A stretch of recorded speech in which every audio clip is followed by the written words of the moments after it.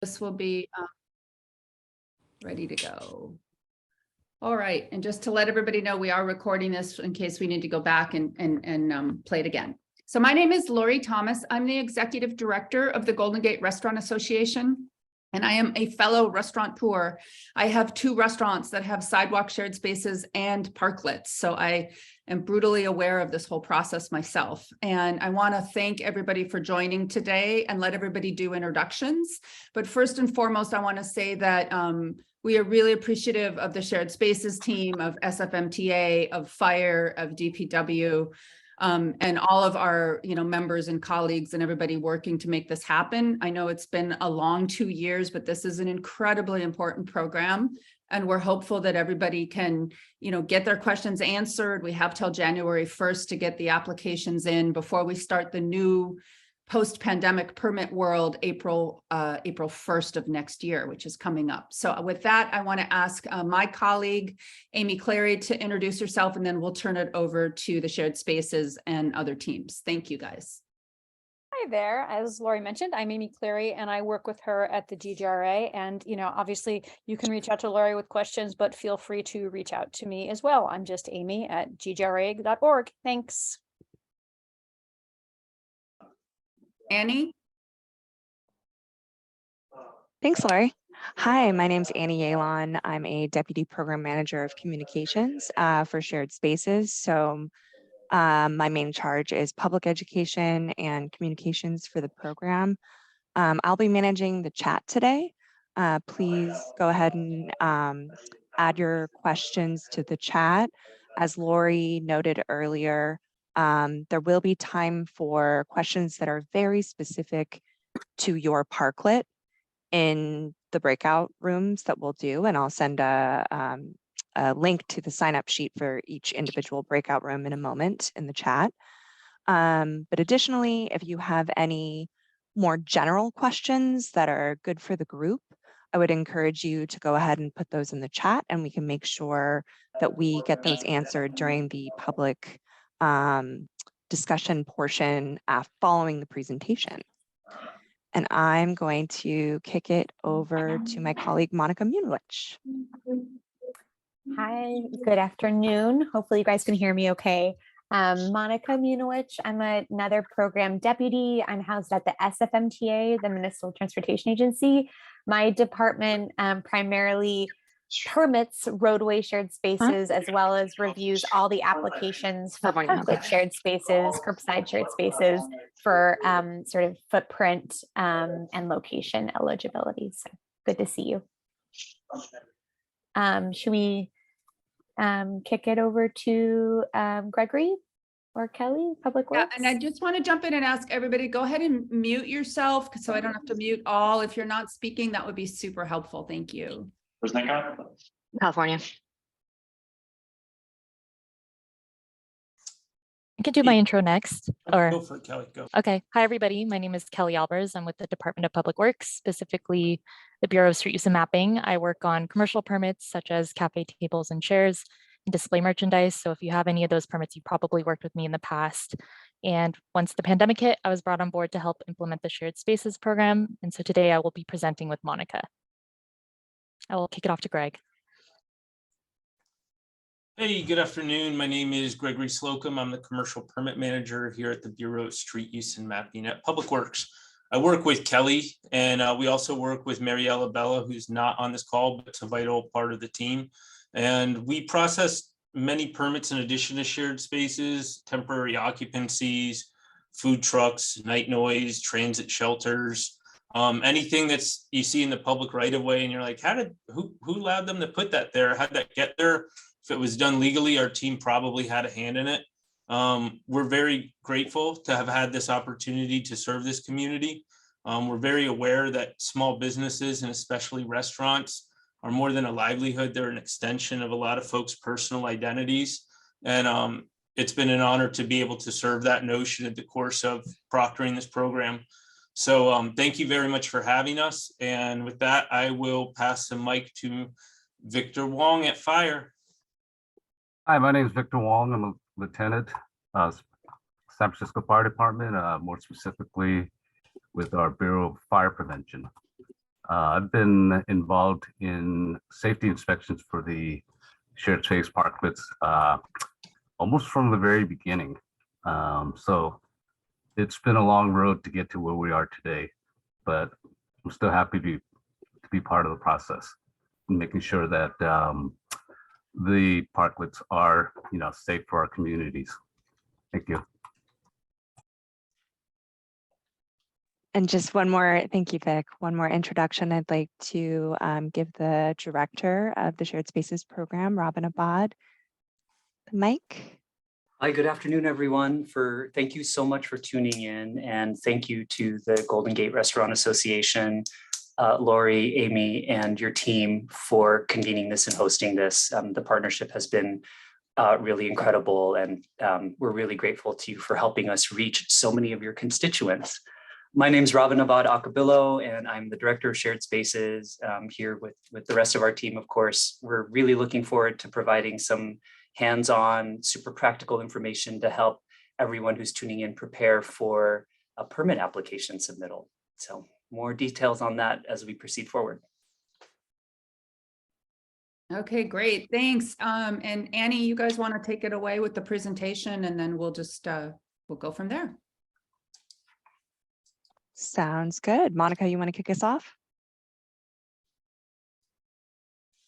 Sure. Well, good afternoon again. Brief agenda of what we're going to cover today. Normally when we're in person, it's a little bit easier to do who's in the room. And I don't know if we want to endeavor to do that with hands or nods, but anyway, it is good to know sort of like, are you business owners? Are you contractors? Is your business a restaurant, a community organization? But we do have a nice small group today. So hopefully we'll get more of an opportunity to connect as the presentation goes on. But moving along here, we'll give an overview of what the application process is like. What are the milestones and the important steps? And then the bulk of it will really be on the site plan. This is one of the biggest requirements that we get a ton of questions on. So we want to have focused a lot of time to go into those, what you should be submitting, and what are the requirements, both sort of like on that we want to see on the app submittals itself, as well as some additional nuances and some additional document and attachments.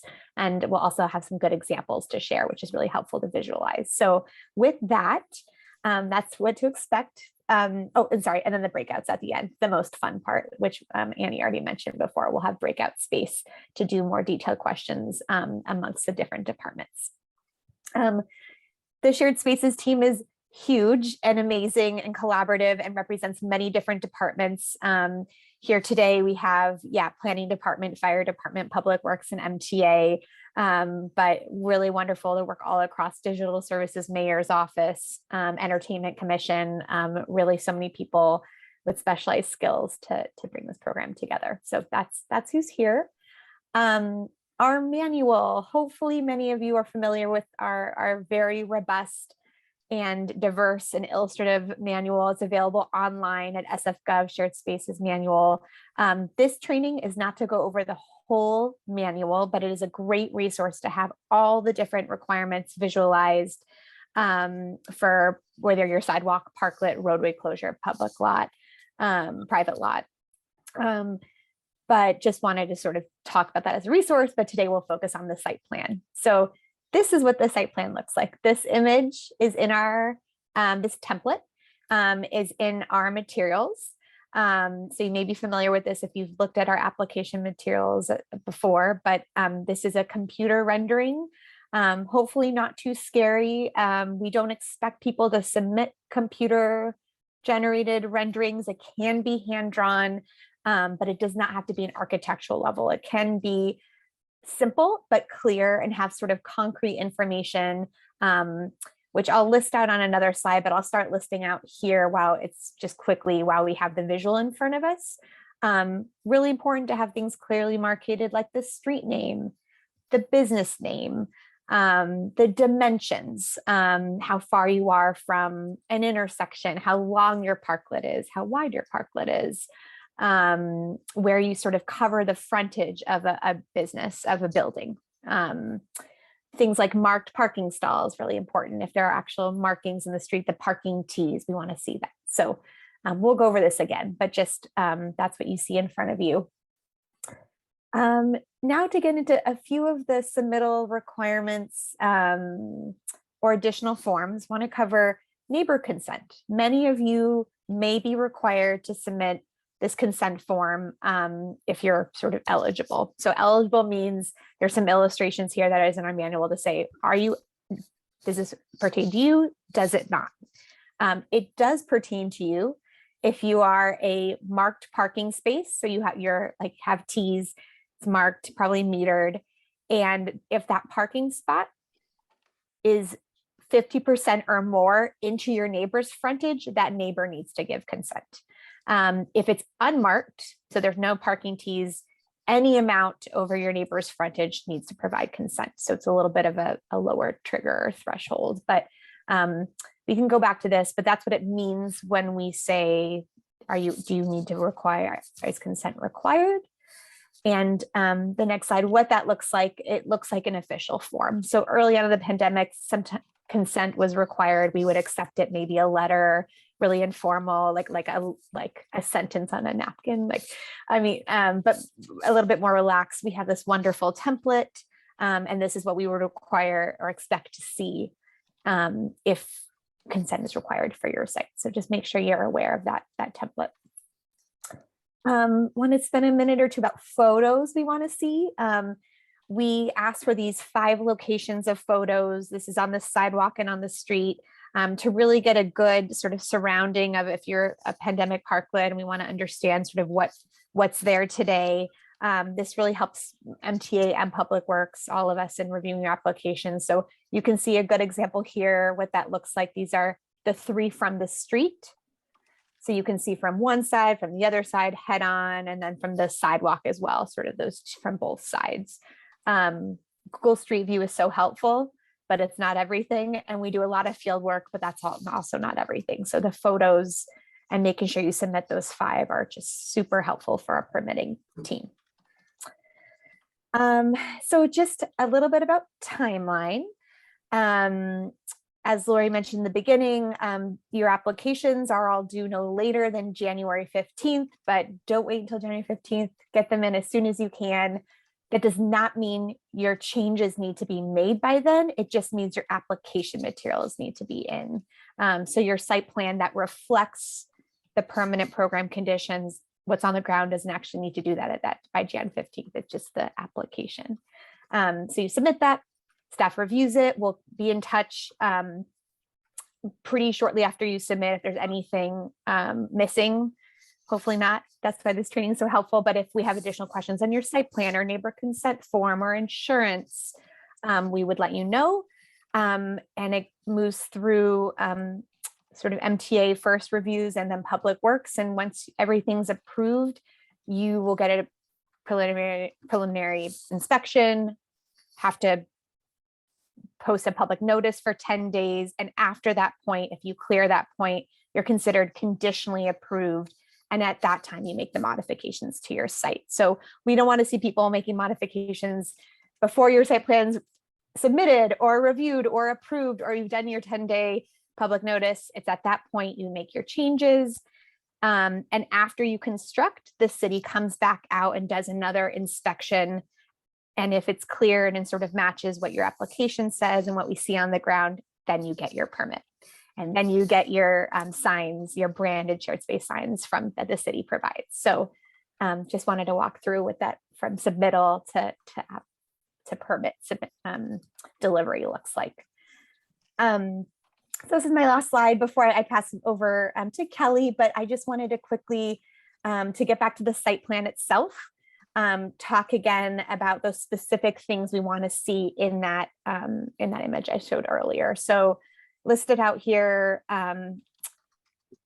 business footprint, again, your name and address and the dimensions, your neighboring businesses, your sidewalk and street fronting businesses, north arrow, really helpful to orient, as well as the street names and where the crosswalk markings are. If there are color curbs, we want to see that that's really helpful too. So if your curb is red, if it's yellow loading, if it's blue accessible parking, if it's green loading, If that pertains to your site, make sure that's marked on there. Again, the length and the width of your proposed shared space. So if you're 20 feet by 7 and you're 20 feet back from the intersection, sort of all those dimensions, the marked parking spaces and utility as well. This one sometimes gets missed, but if you have a manhole cover in the road or some other utility on the sidewalk, drawing those in and those obstructions are really helpful. So Kelly will go into now more of the nuances. Everyone, I hope you can hear me okay. Thank you for presenting, Monica. So I am going to delve into some of the items that are not shown on the site plan. We do have conditional requirements because we do not require elevation or sectional views of the site plan. And so in that case, we do have a complementary certifications form, which does have a checklist of requirements that you are required to comply with, but are not necessarily shown on the site plan.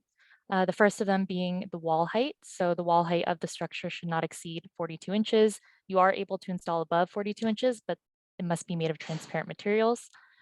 With regards to the roof, we have a minimum height requirement of 7 feet, maximum 10 feet, and roofs are actually not allowed on structures adjacent to sidewalks that are less than 10 feet wide. The structure may also not obstruct vertical clearance for emergency access gaps. So a lot of people have installed roofs above emergency access gaps, and those will be required to be removed during the legislated program. 6-inch by 6-inch gutter clearance is also required along the entire length of the structure, and this is to provide drainage. We do have exceptions to this case as long as it equals 36 square inches. So for instance, if your curb height adjacent to the structure is 4 inches tall, we could do a 4-inch by 9-inch gutter clearance. Structures are also considered to be separate dining facilities, so they must abide by ADA requirements. In this case, a structure would need to be flush with the sidewalk and have a 4-foot wide accessible path from the sidewalk to the structure to provide wheelchair accessibility. And there must also be one ADA table that is at least 28 inches tall with a clear total floor space of 30 inches by 48 inches. A new requirement of the legislative program is a public bench or seating arrangement that must be placed within the structure. And lastly, for the 3-foot setbacks that are now required on both ends of your structure, we do require wheel stops and soft hit posts to be installed at the edges of those. And that is to ensure that the area remains clear for fire access and also to protect the structure itself. Other documents that are required upon submittal, the checklist that I mentioned before is listed on the certifications form, and that does also include our sample site plan. It must be filled out completely. We also require a certificate of insurance for commercial general liability coverage, and this must also include a waiver of subrogation for workers' compensation. And right here we have our sample, the text that's in blue, that is our required language. And signed neighboring consent form if it is applicable to your location, as well as current photos of the site, which Monica mentioned earlier. So now I'm going to go into a couple of site plan examples that we've actually received and reviewed under the legislative program thus far. This first one is an example of a coffee shop in the Marina District, and it is computer generated, as you can tell, but it is not professionally done. In fact, I do believe that they use our sample site plan as reference. A couple items that are missing are the extent of the encroachment onto neighboring frontages. So you can see here that the parklet does encroach onto a neighboring frontage. So we do want to know the dimension of that to determine whether or not neighboring consent is required. The dimensions also need to be modified to align with MTA's permitted scope of occupancy. So in this instance, MTA is granting 25 linear feet. And so we need all the dimensions, including the length of the structure, as well as the widths of the setbacks to be included in that permitted scope. What the site plan does well is it shows the required setbacks. It shows the locations of all surface obstructions on the sidewalk. So that includes parking meters, tree wells. It also shows the colored curb, and it is for a marked parking space. So we do want to see the parking tees on the roadway as well, because that helps us define the space. And in this particular instance, because the structure is only 19 linear feet long, it does not require an emergency access gap in the center.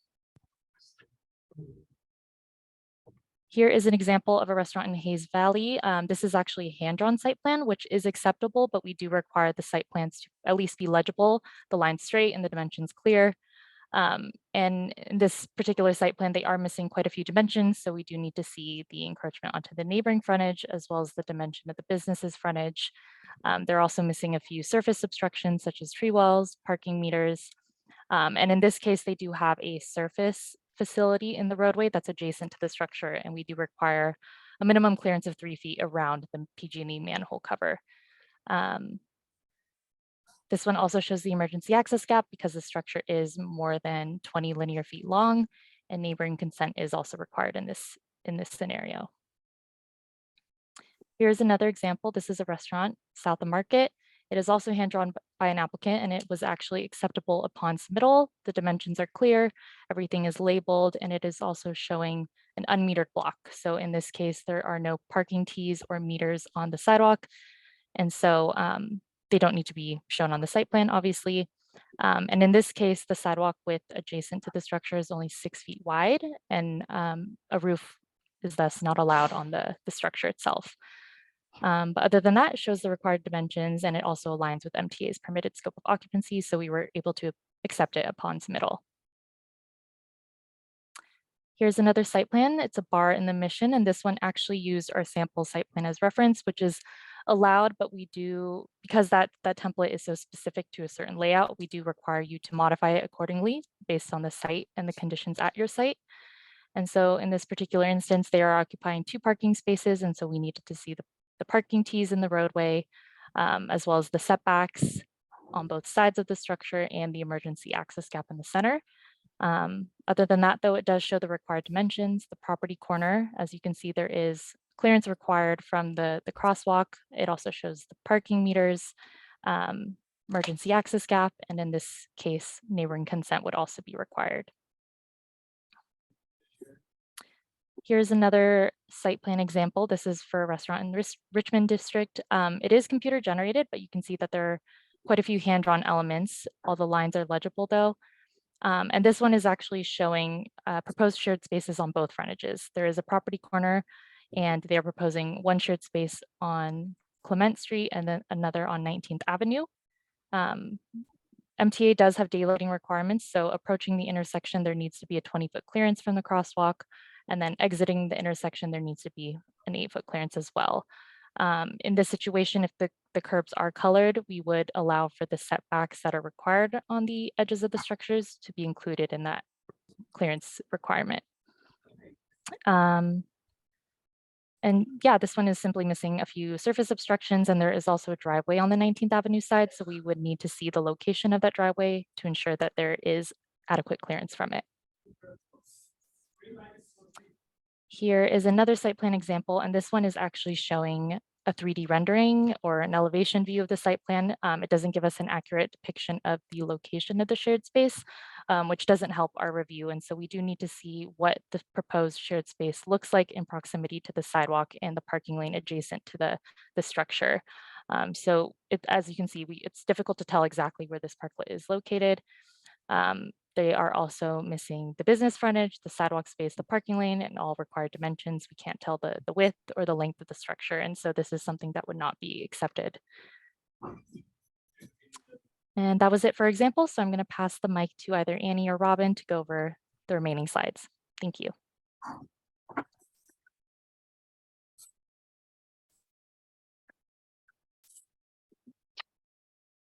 Hi there. Robin, feel free to jump in when you like. Annie Yalon here. We just wanted everyone to know about these resources for businesses. These are all available on our website as well. I just wanted to mention now that this presentation deck and the recording of the webinar will also be available on our website later this week.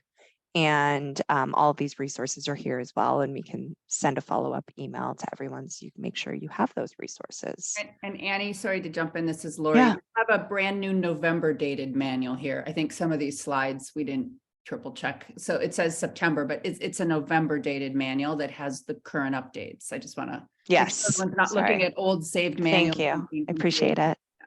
Yes.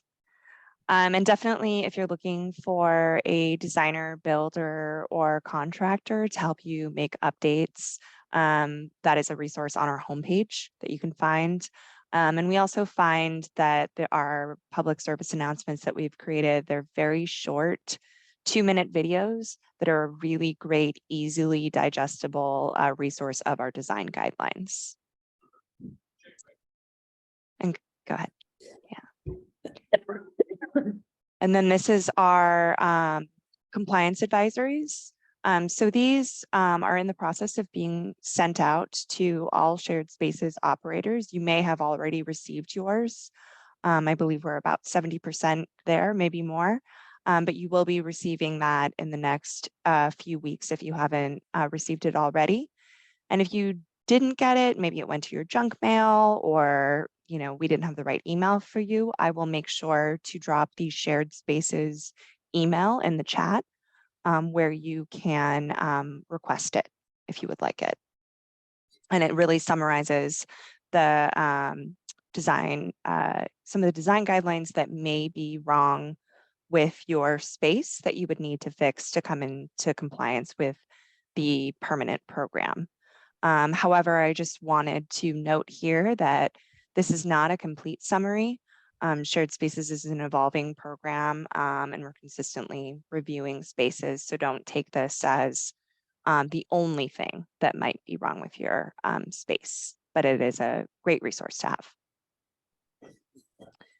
And just a note, in order to assist you financially with making your modifications to bring your parklet into compliance for the legislated program, our equity grants 2.2 applications is now live, which you can be reimbursed if selected up to $2,500 after submitting receipts towards the materials or labor used to bring your parklet into compliance.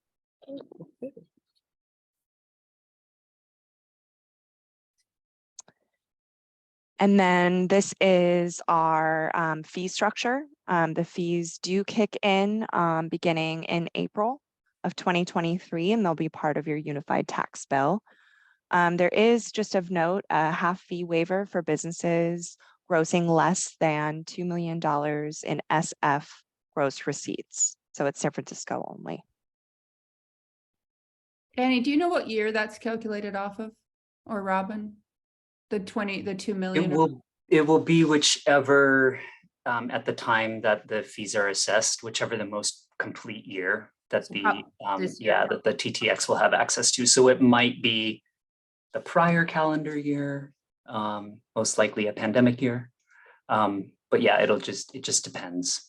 So if you're not sure if you meet that, I mean, that will be calculated and you will get the assessment. You don't have to know, there's no way to check if you meet that or not, because that's right. It'll be the Treasurer and Tax Collector's Office as part of the process of generating a unified license bill, or ULB, which everyone gets, sort of in February or March. This is the same bill where everyone's,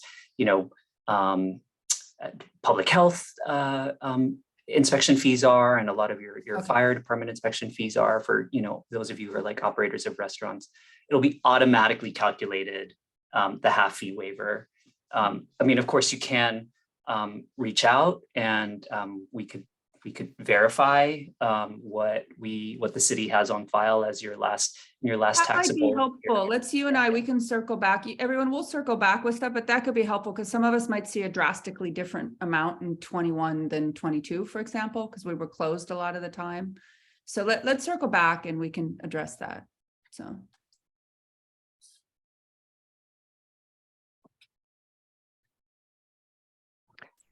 Okay, so this would be the time for general questions, general shared spaces questions that would be good for the group.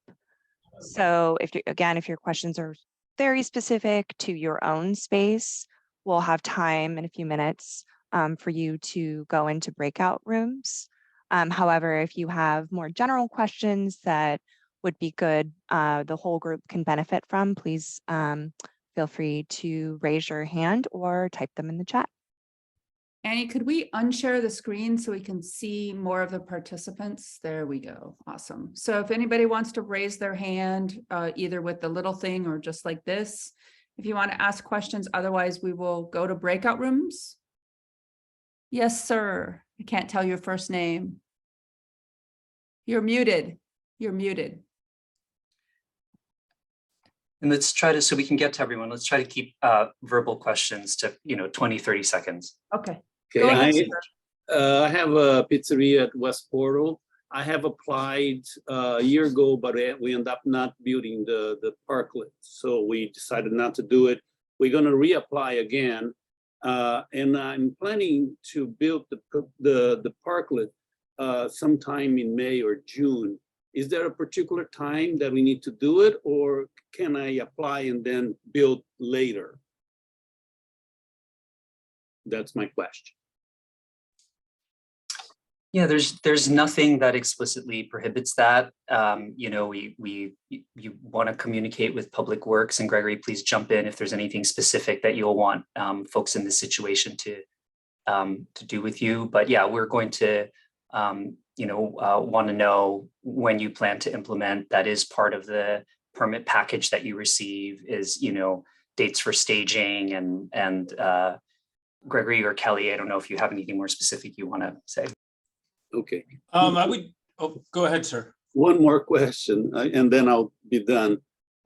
We're planning to hire an architect and a company, so hopefully they will be aware of all the different requirements that the city has. I'm going to look into the referral page that you have for architects and builders. My second question is, our space, our footage is very small, but I do rent from the building next door. So actually I have 3 places that that belongs to me. One is where the pizzeria is, and then 2 more space where the dining rooms are. So can I apply for the whole extent of the footage in front of the space that I rent, or only at the little space that I have? I can speak to both of those. I'm going to start with the frontage, and then we'll work out from there. So there's a 2-space maximum or a cap per MTA. I think there may be circumstances where they would allow more than 2, but I won't speak to that. It's circumstantial. For anything that's outside of your immediate frontage, we're going to require that consent letter, which Kelly threw up on the screen earlier, which if you're renting should be fairly easy. So I would just be sure to, on the front end of your application, include that consent letter so that you have that. You're in a somewhat, so let's look at our restaurants in kind of 2 buckets for the purposes of your question. Folks that had something out there for the last year or 2 and are seeking to continue service outdoors, and then someone like yourself who's starting from scratch. So the timelines are a little bit more sensitive when you have something that's out there. You're trying to avoid disruptions to service. You could have something that's out there that's non-compliant and you don't want to get a parking ticket, so to speak. So there's a notion that I better move it. I better move it and make it right. You're in a situation where you're not subject to that other factor, meaning I have something that's out there. I either want to keep it, need to get rid of it, or legalize it. So the timelines are going to be a little bit more independent for you because you're not bound to some pre-existing condition like some of your peers might be. So I would say, for the purposes of your question and your situation as you've presented it to me, I would try to have as much proximity between the completion of your application and construction. So, you know, once we receive a complete application, we start to do a 10-day posting, which is required by code. And we kind of just put up paperwork that you've probably seen. It's just kind of bureaucratic, anonymous paperwork. We'll do an inspection on the complete construction to ensure that it conforms to that checklist that Kelly referenced. So in the past, in the old parklet program, someone had to hire a design professional, like an architect. It had to be to scale. A professional engineer had to stamp plans. We don't require that anymore. As Kelly mentioned, that someone can submit absent of a design professional. And what that means is that we have less detailed drawings. So we have to do an inspection to confirm that it's code compliant instead of having an engineer review it. That's going to eliminate expenditures for restaurants because they're not having to come in, print sets of blueprints and bring it in. They can essentially send us a PDF of their document. So we're going to confirm that it's code compliant. Instead of looking through pages of blueprints like we would have 6 years ago, we're going to go out in the field and do an inspection. So it's somewhat important that what I'm getting at is when we approve it on paper and the site condition, you wouldn't want a lag between the two, so it's not necessarily like one thing I've spoken to is like this program's not like speculative entitlement. If you're going to occupy it and if you're going to build it, that's what we'll review. That's what we go through. And it's all tied to the activity in the business. So I would recommend working on your internal timeline, which it seems like you have one. You're not tied to some of the situational circumstances your peers are, and that you're trying to legalize something or maintain continuity. And then also, once this application is approved, you're billed for it. So that's also going to help you trying to stagger expenses and things of that nature. So I would say anticipate delays. We're going to have a lot of applications. The sooner you get it in, the sooner we review it, the sooner we're able to approve it, and so on and so on. And trying to approximate that if to your construction is going to be helpful. So I would recommend starting as soon as possible, unless there's a prevailing reason to wait until April or May. The sooner you do it, the sooner it's done. Okay, got it. Thank you. Hi, can I? Lindsay, go ahead. Yeah, quick question. Hypothetically speaking, what if the city, there's a need to resurface the road, repave the road, resurface the road? Does the parklet have to come down for the city to do any maintenance? And then who bears the cost of that if the parklet needs to come down? Because I did see an example of that kind of in the Jackson Square Financial District neighborhood, where there were two parklets. They resurfaced, the parklets came down, resurfaced the road, and parklets have been popped back up again. So I was kind of curious. Yeah, great question. I'm actually thrilled you asked it, because we didn't really speak to it in our presentation, and it's a vital element of the program. Permittees are responsible for the structures that are placed in the public right of way. It's in a parking space, so it's no different than if a car was there, to the extent that if it's street cleaning, if there's something going on that necessitates displacement of that parklet or whatever's in the parking space, it's on the person who put it there to move it. So permittees are responsible for removing it in the event that there's a utility conflict or a capital project improvement. And if they're able to, or if they're interested in replacing it, they might be able to. If there was some permanent alteration of the public right of way, like that used to be a parking lane and now it's not, we would deal with that situationally. But the onus is always going to be on the permittee. We seek to, as we're able to reach out to folks in advance as much as possible. A lot of these programs too, for major resurfacing, there likely have been years of notification in advance, but we try to do as much as we can proactively to engage merchants when we know they're going to be on a subject segment. If there are situations where we can mitigate the impact on a business, we can, but that's going to be really, really situational. An example would be if a contractor had street space and they were like, hey, I'll let them store a parklet in my space that I'm renting because my project's displacing them. That's a win for the business, but that's not something that we could give an assurance would happen every time. So we're going to deal with it situationally, but as a blanket rule, permittees are responsible. Thanks, Gregory. And I know that we've done that in the past with one of my parklets. We had to move it for a utility thing and moved it back. And the contractors we did work with on that. So that was a win-win, but it was an ask and it was coordinated between us and the contractors. I do want to say, if we can, to the degree that we can help give people windows, especially for the planned projects, like I know there's a bunch of stuff on 24th Street planned, that would help some of our operators make some financial decisions. And I know maybe we don't know until like March, but if we know in March, hey, it's going to not be till like a year from now or something, I think that'd be helpful. And then the other thing is, there is kind of a 15-day scary notice period in the legislation, right? I mean, so it could be a shorter notice, or we're going to try to keep it longer. Can you speak to that at all? Well, it's going to be situational.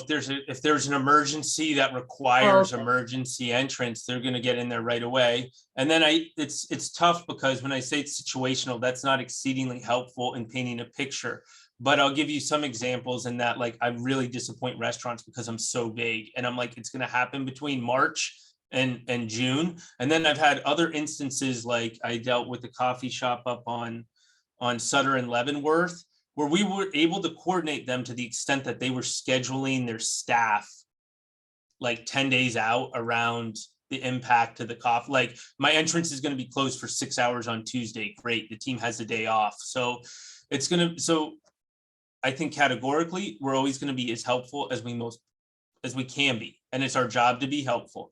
Situationally, if we're dealing with a third party vendor, meaning it's like some type of project that we've contracted out and it's not a public works team going out there, it makes it a little bit more difficult. If it's a matter of me tagging somebody on the shoulder that's wearing the same jersey I am, it makes it a little bit easy for us to coordinate. But reach out to us and we'll deal with it accordingly. And we are never going to arbitrarily rush a job like this. We are the cogs of bureaucracy. We are not moving at a breakneck pace. So in the instance that there was like a lack of notification, like that 15-day period, it would probably be situational, water main break, restoration of service, etc. Thank you. Do you want to go to breakout rooms? Everyone should be able to self-select one of the 3 breakout rooms. And I think this core screen should stay if I did it right. I'm a little new on managing breakout. Yeah, rooms, so I this have a queue. Some people have utilized the form provided, so I just wanted to respect them and give them their time. So Kelly, with Public Works, Gregory and Kelly, you'll be seeing Louise. Louise, are you here? From Soleil. And then for SFMTA, Monica, you'll be seeing Katie Butler from Out and About Bookshop first. Okay, so what I'm going to do, you guys, is I'm going to open up the breakout rooms and you should be able to self-select them. So here we go. I'm going to open all the rooms, broadcast a message, select the rooms.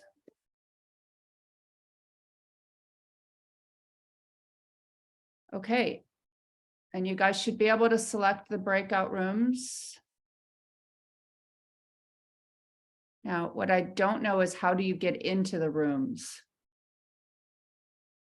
Annie, I guess everyone just selects, right? And then you get into the room.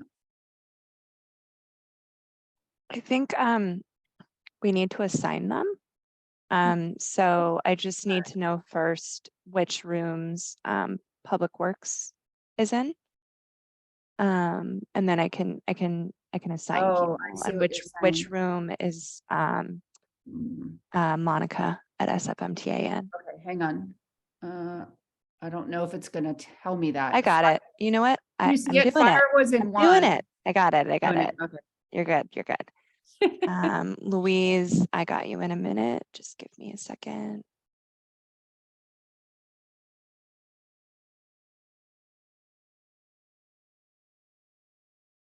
Oh, I can see it too now. Yeah. Okay, good. All right. Okay, so we have our first participants doing their one-on-ones with Public Works and SFMTA. The fire department is available if anyone would like to. Lieutenant Wong is here.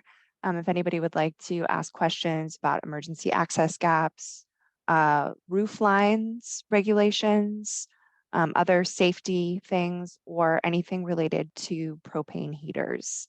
That would be a great question for Lieutenant Wong. Annie, I did have that permit. Is it per parklet or per shared space permit? The propane. Sure, Vic, would you mind fielding that question? Are you still Lori, can you ask the question? Hi. Hi. What I was wondering, I had seen something trying to get some clarity around, when a restaurant files for a propane permit, let's say you have 2 parking spaces or 2 parklets, right? Is that permit and it's under 1 shared space permit? I'm using 2 parking spaces and it's all, and I want to put the propane in both of those. Is that 1 fire permit or is that 2? It would be 1 fire permit. Okay, One- then I think we need to change some of our language to clarify that. And what about on the sidewalk? If you have the sidewalk shared space or the tables and chairs, is that would be a separate permit because it's a separate area? Yes. The permit for the shared space would be for the shared space only, For the parklet for the component. parklet, right? Okay, but it is 1, we apply once for 2 permits if it's under, say, 1 shared space permit. Right, if there are 2 parking spaces and it's a 30 to 40-foot structure, that Mhm. one permit will cover the entire space. Awesome. So we can clarify Yeah. that to a few people because there was some confusion on that. That's my only question on that. Okay. Thank you. And Lori, it looks like we have another question. Hi, Laura. Hello, can you hear me? Sorry. Hello? Yes, we can hear you. Yes, we can hear you. Okay. Okay, perfect. So my name is Q from Charity Cultural Services Center. Actually, I'm working with the SF Shine program, and I have some question about the equity grant. What are the eligibility requirements, and how does like a share space, because one of the client have like a share space within like a pandemic time and that they want to keep it, but they are also actually doing in the backyard. So how does it work for this share space, requirements? Thank you.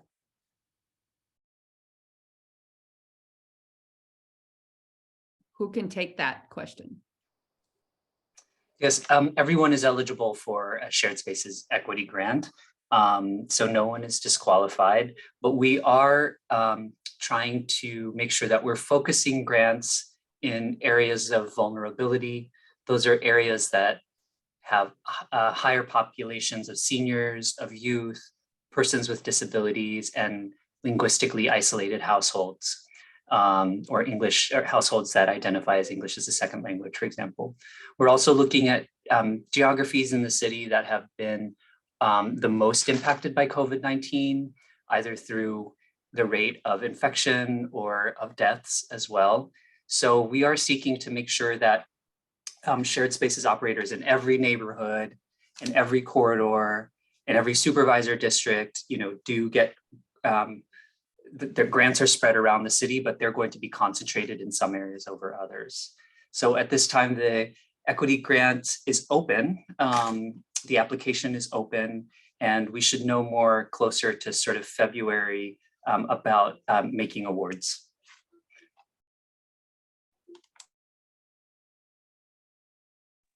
Thank you.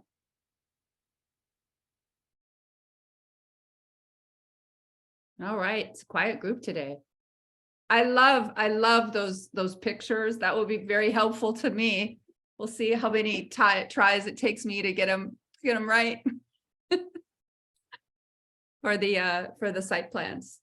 Very helpful to show that. So we'll share that out. So Yeah, I'll be sure to get that posted on our website today. So I have a question for the planning department. After we submit the plans, there will be probably some revisions on the plans, right? So as long as we submit plans we're in, right, after due date January 15th. So any revision or anything that happen after that, we are still in. It's no problem with that. Yes, thank you for asking. The important date to keep in mind is January 15th. Please make sure that you have submitted your application, that you have all of the, your name, your address, your DBA, your insurance certification, all of these materials, your photos, and a site plan. And you're right that some site plans might need to be modified. And so in that case, Public Works will look at what you submitted, and then they'll be in touch with you about what other information might be missing from your site plan, or if you, for example, need to reposition your parklet. But yes, submitting it by January 15th is the required day, even if after January 15th, there's some back and forth that you have with Public Works about making sure your site plan is complete and correct. And everything is done online, right? We don't go to the planning department and handle you like a stack of papers. That's right. I mean, you do have the option of coming to submit everything in paper if you want, but everything is a digital intake. And so Annie can put that link in the chat. And we also have prepared a checklist. There's a PDF checklist so that you can what all the information is that you'll need in order to submit to make the digital submittal on the web form. So that'll be great. Yeah. We highly advise you to pull all your materials first before you initiate the submittal, because you have to submit everything at one time. You can't submit part of your information on Monday and then come back on Thursday to add stuff. So the checklist, which Annie can also link to in the chat, will help you prepare everything so that you're ready to submit digitally. Great. And you're gonna send us like an email with what we are talking here and all those links and all those different sites that we need to access, so we can have all that information. I'm not gonna do it. I'm gonna get my son to do it because I'm not very good at computer. You can email me. I'll put my email in the chat, and we'll be sending an email to our membership. We can add your email and everything to the GGRA, and we'll do a bunch more summary notifications where Annie and Robin will make sure we have the right links, and we can help you with that. I can go ahead and put it in now to everyone. Hang on. Okay. It's just my first name at ggra.org. And if you email me your name, your first, last name, your email, and your restaurant of whoever you would want to be added to our newsletter, we're welcome. We're welcome to add you, and you can have that. Thank you, Laurie. You're welcome. I'm gonna mute myself now. Okay. Okay, well, I have to keep this open as long as folks are in the breakout room, right, Annie? Because if I close this just blows it all out. So if anybody else wants to drop off, they can. Otherwise, we can hang out here, but I'll just keep it open. We have a couple more folks waiting to talk to Public Works, and I believe that MTA is still in conversations with Yeah, someone. no worries. That's fine. Yeah. I can leave this Thank link open. you. Anybody can chat or want to get off, that's fine. No worries. So.